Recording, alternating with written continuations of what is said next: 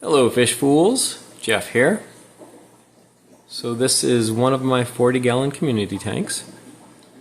It has been a little while since I've shown this tank, and it's been a little while since I've done any maintenance on this tank.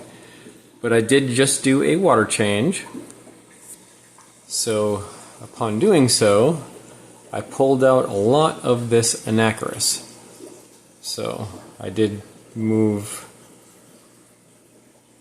what remains to this side here to provide an open space. But this was covering the entire surface, maybe about this much all the way across. It was really getting out of control. That's one thing about Anacharis, it can grow very fast, but at the same time it can die really fast. So I have now conceded that Anacharis is a floating plant. Just going to use it as a floating plant. I'm not going to really attempt to plant it. I mean, it is a stem plant. It does grow roots and attach itself, but that's one thing about it. Whenever you plant it and it just doesn't stay put, eventually the bottom of it where you plant into the substrate does rot off, and then sometimes it'll grow roots that'll still hang on, but eventually without like maintenance and replanting it, it will end up floating. I have been asked in comments several times, because I keep Anacharis in several of my aquariums and I do plant it, and but the same thing just keeps coming over. So I have been asked, how do I keep it planted? And my response would be like, yeah, it can grow roots and anchor itself that way, but it won't stay put long term. So yeah. So even with this, you can kind of see there are greener parts of it. I mean, really, it was just all across the top, so like whatever might have been underneath, not getting light exposure. You can kind of see right here, less green compared to other parts of it, and just, I mean, this is all kind of twisted as I just grabbed it all and pulled it over. And I put a good chunk of it in another 20-gallon tank, the one that I have pond snails that of all the, this tank has Malaysian trumpet snails, some ram's horn snails, and there's some large snails in here too.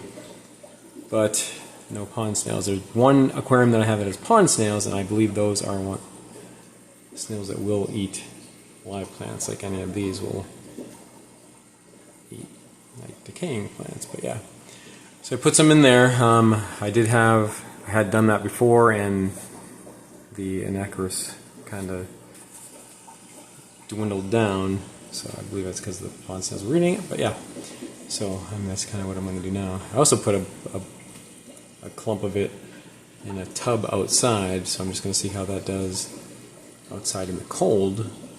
I had it in a little tank, my 3-gallon cylinder tank outside, and it did okay for a while until it got really hot in the summer. But see how it does in the cold. I also have some in my outdoor tub pond that has mosquito fish in it that I collected from the Las Vegas wash. Those in previous videos that I talked about that, but that is not really in a spot that gets sun this time of year. But see how it does in that tub now. Well, anyway, about the aquarium. So yeah, it's a little, plants are just doing their thing. The Balsinaria sending runners throughout, as it has been. I mentioned before that it's really, for me, has been growing more like a carpeting plant as opposed to a tall background plant. I mean, here it is, just from the back, just creeping up, and there it is in the front. But yeah, that's pretty much as high as it has been growing for me. This, I believe, is Italian Val, and We have Cryptocorin lucens here and here. There is some stems of Ludwigia repens that have been doing okay for a while, but kind of got tangled up in here and without light and being taken care of. But when I did the water change, I replanted some here, so we'll see if we can revitalize those. And we have, that's Cryptocorin lutea in the back there. There is even some loose subwasser tang and a little bit of Java moss in there that wasn't intended to be in this tank, but somehow it managed to get in there. Java fern Wendelev here. There's the beauty of a female Crebensis. She needs a mate, I've mentioned before, but I haven't done it yet. But in my 84-gallon community display tank, where I have had a pair of Crebensis that have babies, there's a ton of Crebensis in there now. I need to take one of those males and bring her over here to join her. So that will be coming up, hopefully sooner rather than later. Anubias. What type of Anubias? Escapes me right now. Anubias congensis, I believe. And in the back, there is an Amazon sword plant. Not doing so good. When I did the water change, I put a root tab in there, and it has reached its peak, and I don't know if it's getting this depleted of nutrients in the substrate, or just the lack of the light being blocked by all the Anacharis that was covering the top. A lot of the leaves, the outer leaves, are dying off. But some of the inner leaves are still in decent shape. And a lot more Java fern Wendelev. Big cluster there. And then, I believe, here and here, going out would be, I think those are Aponigeton. I had Aponigeton alfaceus, I think it was in here. It grew up tall and then died off, but then there were these little mystery plants that came in here, and I think those would be propagated from that. Yeah, I think that's it for plants, but as far as fish, pointed out the female Crebensis. And there's the corridors, there's a Melani corridors. There's a group of those. Black neon tetras. Lamb chop rasbors or rasbor espies. There's a couple of swordtails. There was the male. Oh, yeah, and there's the female. So I believe those are the only two in here. The green neon tetras, down to 4 left of those. The autosynclus in here, there's several, and they are looking great, nice and plump. There's one. There's one in the back. Just saw one somewhere over here. There's one. Yeah, there's 2. There and there. Yeah. Glad to see the autosynclus doing great in here. I remember going back, I don't know, 6 years ago or however long it was when I first got back into the aquarium hobby, the first time keeping autosynclus. It was hard to get them to last very long and adapt, but they have. And then I have a couple other corridors. This one is the one back there. One I bought as a red sailfin molly, and the other one an orange Venezuelan molly. Molly corridors. Yeah, these, the Melani, or the false bandit, as they're known. There's about, I bought, I think, 8. Might still be that many, or could have lost a few along the way. And there's the green fire tetras. Some of them look a little more bluish than green. That's more limish green compared to those. Yeah, that one's green. And, well, guppies. So, and there's some Endler genes in there too, mixed in over generations. Some platies. There's a red wag platy. There's that female guppy that's crooked. She's pretty amazing though. She's been hanging on. It's been like that for a while and still hanging on. It's funny how long she has lived when sometimes just you lose random fish that appear healthy and just out of nowhere you lose them. But this one has been,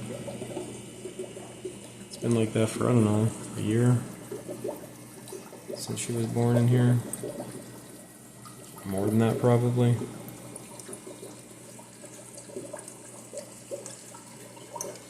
But yeah, nice community. Oh, tank, and I forgot to mention there is a Siamese algae eater in there too. Did you see it go around the back? A lot of sinkless. Yeah, nice community tank. It's fun to watch. Even as it is, just the plants kind of unkempt. Yeah, there's the Siamese algae eater. It's big. And there's shrimp in here too. So, somewhere up in here. I definitely saw some last night when I did the water change.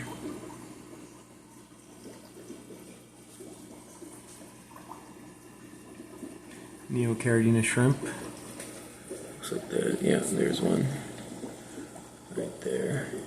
You can see the little legs poking it, picking little food particles.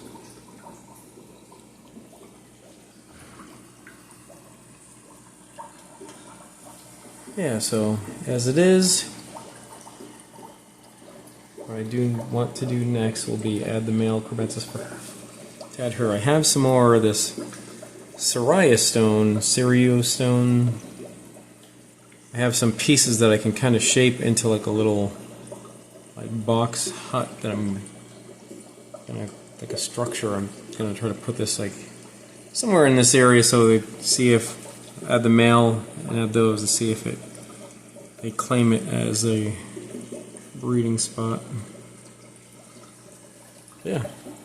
And my 84-gallon with all other community fish, they were able to spawn and protect their babies despite having all the other fish to eat it there. And here, a lot of community fish in here, but they're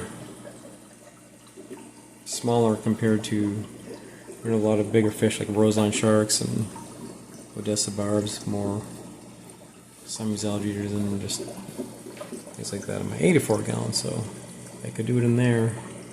I think you can do it. You can do it in here with these fish. And of all my corridoras, several species, these are one that never had any babies. But I mean, I don't know. I mean, they could have spawned, but just not much cover protection. I never saw them to intervene, so who knows if they ever spawned in here. But if I do ever get them to do that. I also haven't been feeding the best food lately, just been kind of feeding the flake food if I step up, or pashy or bloodworms or even blackworms. Maybe I can get them to spawn. But alright, that is it for now. And remember, I'm Jeff, and I enjoy fishies. Thanks for watching.